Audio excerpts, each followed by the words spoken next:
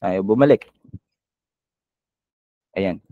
Okay. So dito, gagamitin natin yung sinasabi mong letter N. Natanong mo kanina kung gagamitin na natin. Dito natin gagamitin yun sa road. Kung merong, for example, overpass, ganito yung gagawin natin, sidewalk. Okay. So yung area na to, ito sa sidewalk. Tapos meron din tayo sidewalk dito sa gilid. Diba? So yung dito sa part na to. Isang part lang muna yung gagawin natin. Okay. So sa part na to, sabihin na lang natin ito yung nasa taas. Okay? Sabihin na lang natin ito yung nasa taas, ito yung nasa baba na road. Yung dalawang to. Okay? So sa part na to, meron siyang sidewalk dito. So hindi naman pwede na yung sidewalk na yan putol. 'Di ba? Usually yung sidewalk na yan, dire-diretso yan. Okay? So sa part na to which has a road, cut muna natin to. Gawin natin tong road overlap. Yan. So sa part na to, which is meron dapat sidewalk and at the same time meron dapat road. Okay? Sa taas. Yung gagawin natin dito is we have to cut this part na merong sidewalk sa taas. Select, click Control V, tapos palitan ninyo ng sidewalk yung isa. Dapat ganyan yung maging itsura niya. K-title sidewalk and K-title road. Okay, pagkatapos natin gawin yan, select mo siya and then click mo N. Bakit natin ginawa yan? Para ma-identify na yung area na to, merong road and merong din sidewalk at the same time. Ito, yung part na to, hindi na natin gagamitan ng letter N ito kasi pareho lang din naman sila ng K-title or yung attribute. Okay, pareho lang naman silang road. Kaya, nalalagay natin dito is road overlap. Understood na yan ng system na dalawang road sa area na to, yung meron dyan. Okay na? Kapag Yes, sir. magkaiba lang yung attribute, doon tayo gagamit ng letter N. Pala tsaka road yung magkapatong pala. Oo, doon tayo gagamit ng attribute na yon. Tinuro ni Sir Aldwin. Thank you po. Sige. Saglit. Try natin maghanap dito ng isa pang example. Okay, wala tayong example, so mamaya na lang. So, okay na kayo sa pinaka-basic na mga rules, mga attributes. Do you understand na? Sir, question. Yes, Sarah Grace Mendoza? Ano pong difference nung F at saka nung N? Ay, yung N okay na kasi nabigay niyo na. Yung F po kanina na sinasabi niyo, F po ba? As in foxtrot? Anong F? May N ba po ako? ba yung sinasabi niyo, sir? Hindi po ba N N? po. F? Hindi po, Okay letter po. N, sorry. Sige, sige. N po, Sige, sir. para mag-overlap na kagaya nito na may red dash line. So kung nagkamali kayo, eto turo ko na lang din sa inyo. Kapag nagkamali kayo naggawa ng letter N na to, minsan hindi niyo to mapapasa. Okay? So yung gagawin niyo lang para ma-delete yan, pumunta kayo sa comment files. Dito sa upper left ng inyong software, meron po tayo diyang mga building numbers kagaya nito. Comments. I-click nyo lang po yan. Hanapin niyo yung mga road overlap kagaya nito. From there, you have to select this one and then click the letter X na nandito. That is to remove the line. Okay? Para mapasa ninyo yung mapa ninyo. So, pakitandaan ako niyan kasi magagamit nyo yung mamaya kapag hindi nyo alam ginagawa nyo. Okay? So, okay na tayo dyan. Okay na tayo sa mga taas na attribute? Pwede pa mangkot, sir? Ha? Pwede Pwede ka man. pang... Anong Kasi pamangkot? type lang, sir, oh. Sa diin man. Ay, share screen ko lang dahil. Wait lang guys, magko-Korean muna kami ni ano. Ano yan? Ano na? Kita na, sir. Kita na. Nasa drive lang, sir, oh. Din man. May Zoom BOC. in na para makita ko. Merong BOC dito, sir. BOC na. Tapos dito, merong Ilonggohan na lang para hindi ka na lang mabudlayan. Dito, Oo, meron na. I-capture ko ni sir, oh. Oo, i-capture mo na. Click mo letter R.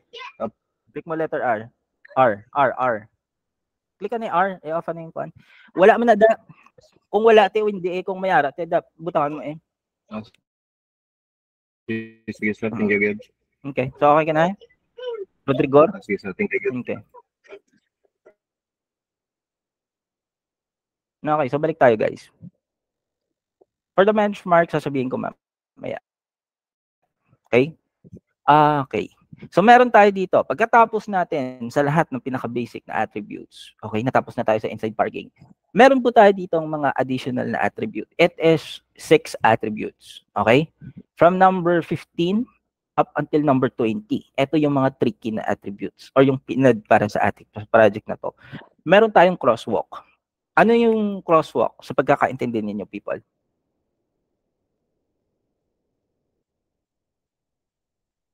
Tawiran. Pedestrian po. Tawiran. Pedestrian. Okay. Pedestrian sa gitna ng kalsada. Diba? Wait lang. Magpupul tayo ng isa pang ID kasi wala tayong pedestrian sa mapa na to. Okay. Crosswalk. Ito sa pedestrian lane sa gitna ng kalsada. Okay. Usually po, yung pedestrian na yun, usually makikita niyo po yun sa crossing. Okay? At the same time, meron po tayo dong road intersection sa area na yon. Okay, so mamaya magkukuha tayo kapag meron. Tapos, forbid line. Ano yung forbid line sa pagkakaintindi ninyo, people? Kung nakita ninyo yung documents. Ano yung forbid line? Wala? Anyone guess? Hindi po dinadaanan ng sasakyan. Nagpabawal. Okay. Forbid line po, it is also called as buffer zone. Okay? Buffer zone sa mga kalsada natin. Usually, meron po tayo niyan. Okay? Eto, meron tayo dito ang example. Kung nagbabasa kayo ng documents, at least meron tayo dito ang example ng forbid line. Ito po yung example natin ng forbid line. Okay? Usually, makikita nyo sila andyan sa gitna ng kalsada, ganyan yung katsura niya, or nasa gilid ng kalsada, kagaya nito. Eh, di po ito parking lot. Okay? Nasa gilid po siya ng center island. Hindi po yung parking lot. That is a forbid line. So we have to cut that forbid line and then label it as forbid. Okay? So hanap tayo. Baka meron dito sa isa kong mapa.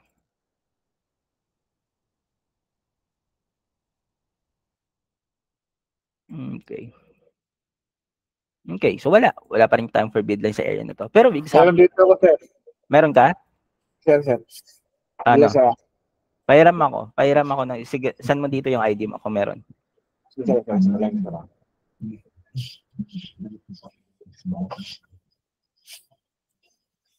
Saglit lang guys, para meron tayong mas magandang example. Hiramin natin yung kay Crystal.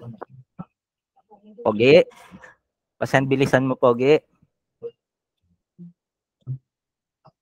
Sir.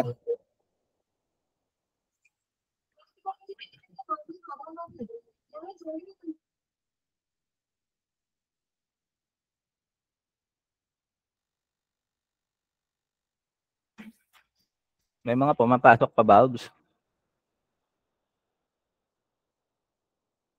Wala na sir, kanina nakalimutan mo na. I-open ko ba siya? Hindi, wag na. Kasi late na sila. Kapag late sila, newbie sila, mahirapan din sila mamaya.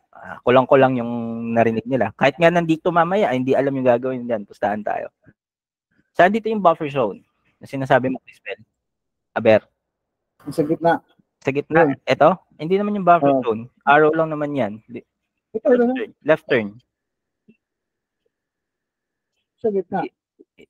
Ito? Only naman yan. Hindi naman yan buffer zone. Wala ka. Saan? Ito? Sa left side. Sa left side. Yan. Dito? Left? Asan dito? Wala naman. Yan. Yan. Wala.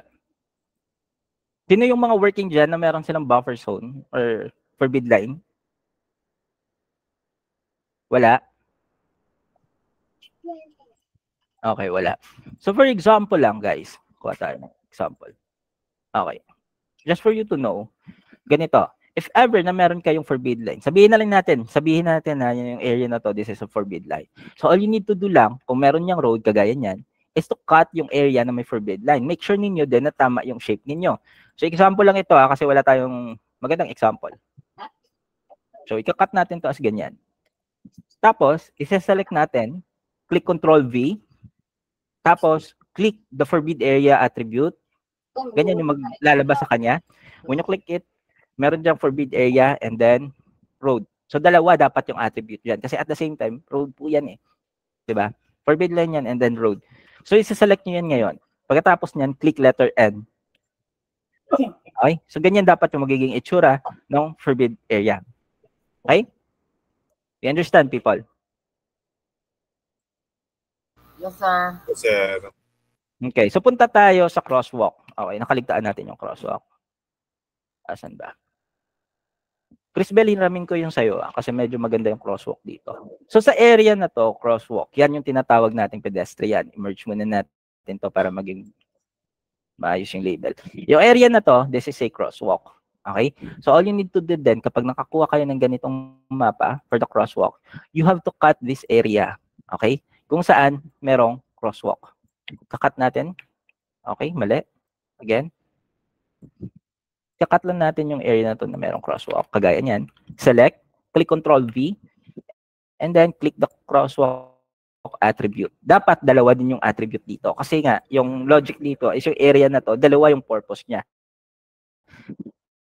It is a crosswalk and at the same time, it is a road. Kaya natin ginagamitan ng letter N yan para ma-identify yung mga attribute dyan. Okay? Balik natin. Click letter N right after. Okay? Do you understand? Sa crosswalk, tuturuan ko kayo ng mga tuturuan ko pa kayo ng mag-label ng crosswalk later on. Pero yun yung pinaka-basic na way na pag-label ng crosswalk. Understand, people? Yes, sir. Okay. Kaya pa? Yes po. Kaya pa? Kaya ko, sir. Okay. BOZ. Kaya pa, sir. BOZ. Okay? BOC attribute. Hindi ko alam yung meaning ng BOC na yan, pero BOC yan. Okay? BOC yung tinatawag natin yung parang mga road shoulder. Okay? Road shoulder or yung sa pinakagilid ng road. Okay? Or yung sabihin na lang natin para mas mas close to reality, sabihin natin kanal. Okay? Parang kanal siya. Yung area na to,